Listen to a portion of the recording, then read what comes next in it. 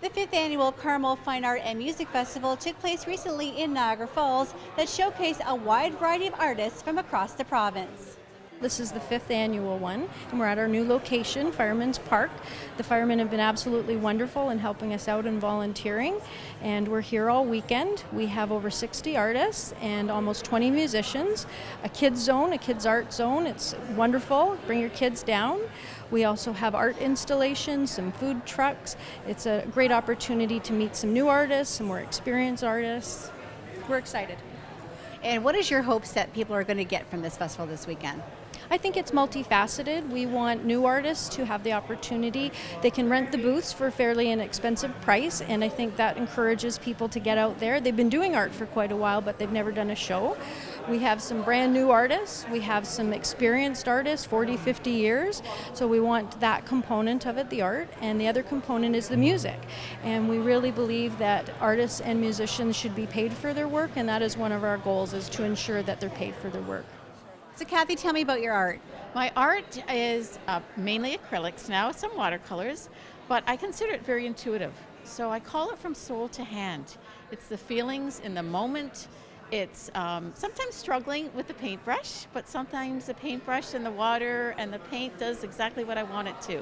So being soul from hand, I don't like to tell the whole story. I like the viewer to come in, look at the pieces of the art, and incorporate their own story with it. It's very abstract, and color is important to me. And with each color, with each painting, it tells a different story that the viewer will interpret and bring to their own lifestyle. So tell me about your art. I start with sheets of aluminum, then I use power tools like angle grinders to grind all the shapes into the aluminum first. Then I use transparent colors mixed into chemicals to adhere to the aluminum. And then I top it off with a clear coat, the same automotive clear coat that you would put on cars. And what that allows is all the light to penetrate through the colors and bounce off the metals, and that's what creates this vibrant effect. So lighting is a very key part of my artwork. What does this festival mean to you as a participant? Oh, I'm so glad this festival is back because it is visual art and music and poetry reading and trying to showcase all the arts, and I really like that it's Niagara Showcase that's running it, is celebrating the arts. And I come from Milton, but I do a lot of my art in the Niagara area because I find the Niagara area is very nurturing for especially visual arts. I mean, that's what I'm familiar with. So I think this festival reflects that. Kim, tell me about your involvement in the festival today. You have this amazing new book that you're talking about. Yeah, Skinheads, Fur Traders and DJs, An Adventure Through the 1970s. It came out this past week. I'm incredibly proud of it. It's the story of my arrival in Canada. It begins with me as a teenager in the discotheques of London, and I get hired by the Hudson's Bay Company, believe it or not, who still had their head office in London in '73. And they fly me to Eskimo Point, Northwest Territories, and drop me in. Population 750 people. I help run the trading post. I lived with the Inuit for a year, buying furs, stocking shelves, mopping floors, and it was a wild time. It changed my life. What does this festival mean to you as an artist to actually come and be part of the Niagara community? Well, it's a matter of me also changing hats as well.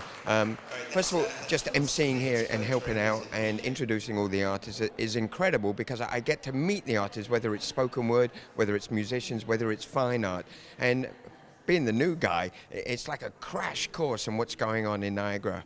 So that's brilliant. Second of all, when I change hats and become the artist, I'm in their community. I'm the guy trying to, promote my book, talk about it all, and just tell people this is what's going on with me and with all these other artists as well. And I'm proud to be part of that community.